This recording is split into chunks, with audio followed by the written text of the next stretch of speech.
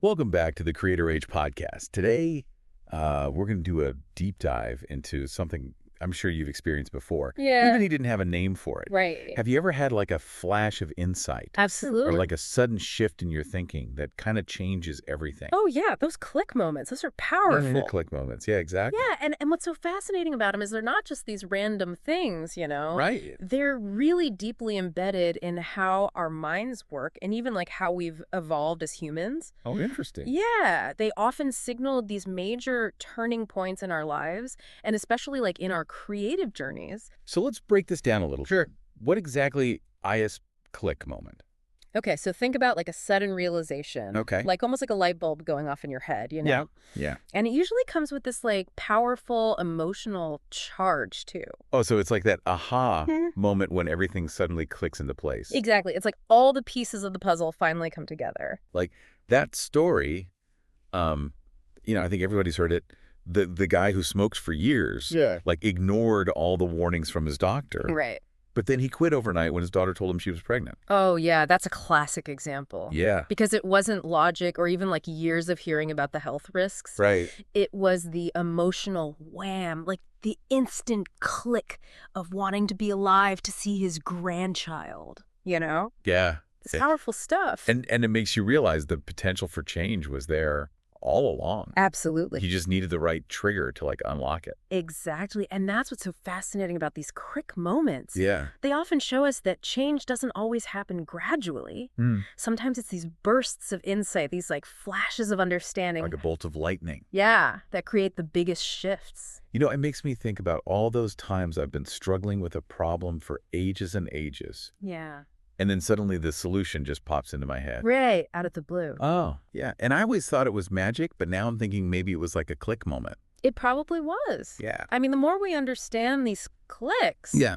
the better we can harness their power. Oh, that's interesting. Not just for creative stuff, but for our whole lives. So it's not just about art or music or writing. No, not at all. It's about everything. Yeah, it's about how we make decisions. Right. How we solve problems. Okay. How we grow as people. This is getting really interesting.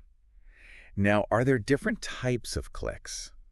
There are. You're right. Because they can't all be like becoming a grandparent. Exactly. Some clicks, they come from inside us. Okay. It's like a buildup of frustration that reaches a breaking point. Oh, I've been there. Like someone who's stuck in a rut for years and they suddenly say, enough, I need to change. I can't take it anymore. Yeah. That's it. It's like a psychoevolutionary click. Oh, I like that. Yeah. The change comes from within, Mm-hmm. from your own processes, finally reaching a tipping point. Okay, so we have internal clicks. Right. What about the external ones? Oh, yeah. Those are the ones like our soon-to-be grandfather. Right. They're driven by some outside event that forces a new perspective. Okay, so internal, external. Yeah. What about the creative clicks? Ah, yes. Those aha moments when a new idea just appears out of nowhere. Right. It feels like magic. It does. It feels like magic. It does, but it's rarely totally random. Yeah. There's a lot of groundwork that goes on behind the scenes. So you're saying you can't just sit around and wait for inspiration to strike? You got it. You can't force a click, Okay. but you can create the right conditions to make it more likely to happen. Like planting a seed Exactly. and hoping it'll grow. And giving it the right environment to thrive. There's that quote by Freud. Oh, yeah. When you're not ready for the answer, you don't know how to ask the question. That's a good one. So it's like we resist new ideas until we're truly ready for them, Right on the money. both mentally and emotionally. Yep. So it's about becoming receptive, open to those new ideas and ways of thinking. That's it. And sometimes it takes a real shakeup to trigger that shift. Right. A crisis, Yeah. hitting rock bottom. Sometimes you gotta hit rock bottom. Yeah, it forces us out of our comfort zones and makes us look for new solutions. Exactly. It's like a wake-up call. Okay, so we have to create the space for a breakthrough to happen. Yeah, you gotta make room for it. But aside from hitting rock bottom, are there any practical steps we can take to actually foster these creative clicks? Absolutely. Think of it as a 4-step process. Okay, I'm listening. The first step is to cultivate a creative mindset. Okay. Really believe that you can come up with great ideas. So it all starts with believing in yourself. It does. It's so easy to get bogged down in self-doubt. Yeah. You got to nurture that belief in your own creative abilities. Okay. Step 1, believe in yourself. Step 2, Do your research. Okay. Don't try to reinvent the wheel. Right. Learn from what others have done, Yeah. their successes and their failures. So it's not about copying, it's about building on what's already out there. Exactly. You're getting it. What's next? Number 3, create space for flow. Flow. Yeah. Find what helps you think freely. Oh, Whether it's yeah. walking, talking to a friend, listening to music, even showering. Just let your mind wander. Yeah. Give your mind the freedom to make connections. I like that a lot. Mm. For me, it's being out in nature. Oh, yeah. It's like my brain just opens up and starts making new connections. That's awesome. And then the final step is incubation and validation. Okay. Don't rush to judge your ideas, okay? So don't be too quick to dismiss them. Exactly. Let them simmer for a bit. Let them simmer. Yeah, and then trust your gut to pick the best ones. Trust your gut. Yeah. Okay, so you're saying it's easy to get attached to our first idea, Oh, it is. We all do it. but sometimes the best ones come later. Yeah. Sometimes you need time to reflect and refine. So let it sit for a bit. Exactly. Do you have any examples of this in action? Oh, yeah. Hermann Hesse, the author, he actually went to therapy with Carl Jung to work through a block in his writing. Really? Yeah, he was writing Siddhartha at the time. Wow. So even great minds sometimes need a little help. They do. Everyone gets stuck sometimes. So it's okay to seek outside perspectives and support in our creative process. Absolutely. It can make all the difference. And sometimes the simplest idea is the most powerful. It's true. Like the story of that book. It was just titled Good Luck. Oh, yeah. Yeah. Straightforward concept, but it really resonated with people. Yeah. Trusting your intuition is key. It really is. So sometimes the simplest idea is the best one. Often it is. It comes from the gut. Yeah. It's got to come from the gut. Exactly. So there's that balance, between like careful preparation yeah. and trusting your intuition Right. when it comes to those creative clicks. It's true. It's not just like brainstorming in a void. Right. You got to immerse yourself in the problem, gather information, Okay. and then create that space for your intuition to kick in. It's like, watching a cheetah hunting in a documentary. Oh, They do all that patient observation and like strategic planning, Right? but then it's that burst of speed and instinct that makes them successful. I love that analogy. Yeah. It's like, just like a cheetah needs to be in top physical shape, Right. we got to cultivate the right mental and emotional conditions Mm-hmm. to really capture those creative clicks. So being prepared, Yeah. AD, being present in the moment, Exactly. Ready for that spark. ready for that spark of insight. Yeah, training your mind to be open to those flashes of brilliance, Mm-hmm. but also trusting your gut to guide you. So trusting your instincts. Yeah. This makes me think about timing. Timing. Yeah, like, is it just luck? Oh, that's a good question. Or is there something more going on with these click moments? Well, timing is definitely a fascinating part of this whole thing. Yeah. I mean, sometimes it feels like pure luck, Right. like the right idea at the perfect moment. Uh-huh. Yeah. But I think there's often more to it than just chance. Really? Like But what? there's this idea of cultural readiness. Cultural readiness. Yeah, so an idea could be amazing, Okay. but if the world isn't ready for it, it just won't work.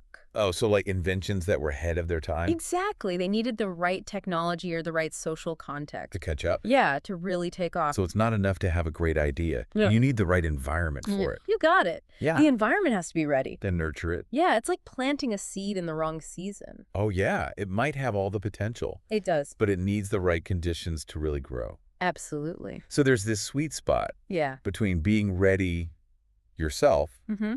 like being in the right headspace, Yeah. and then the world also being ready The world being ready. for that idea, That's it.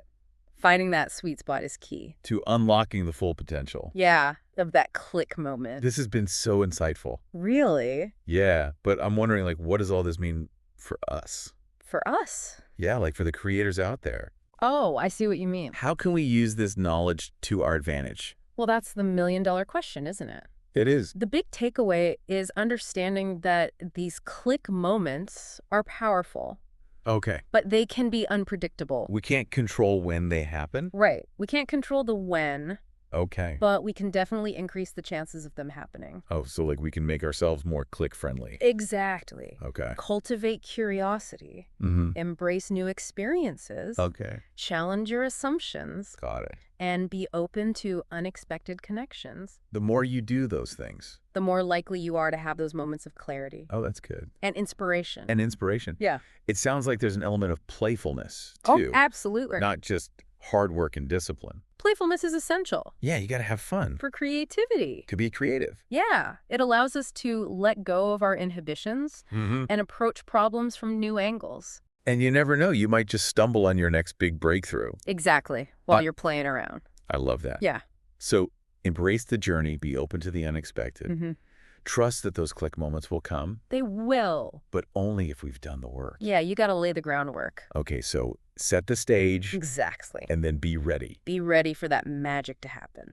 Speaking of transformation, Yeah. I'm curious about the darker side of clicks. The darker side. Yeah, we've been focusing on the positive stuff, Right. but can these sudden shifts in perspective also be negative? Oh, that's an important question. Yeah. And the answer is unfortunately yes. Oh, While we often think of clicks as these positive breakthroughs, right. they can also lead to negative realizations, All even right. destructive behaviors. Like what? Give me an example. Imagine someone suddenly realizing they've been living a lie, Ooh. or that their whole belief system is messed up. Yeah. That kind of click can be really disorienting, and it can even lead to a downward spiral.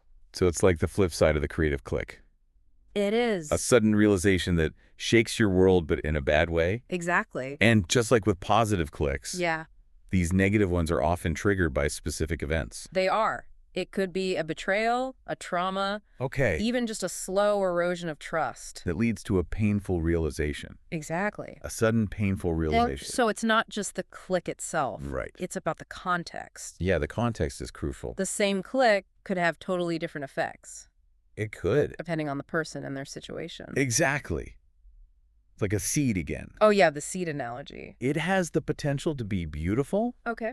but it needs the right soil and nourishment To grow. to thrive. Okay, so that's a powerful metaphor. It is. So how do we navigate these potential pitfalls? How do we navigate them? Yeah, is there a way to protect ourselves from the negative side of clicks? I think the key is resilience. Resilience. Yeah, the ability to bounce back from setbacks and challenges. To learn and grow from tough experiences. Exactly. But how do you actually build resilience?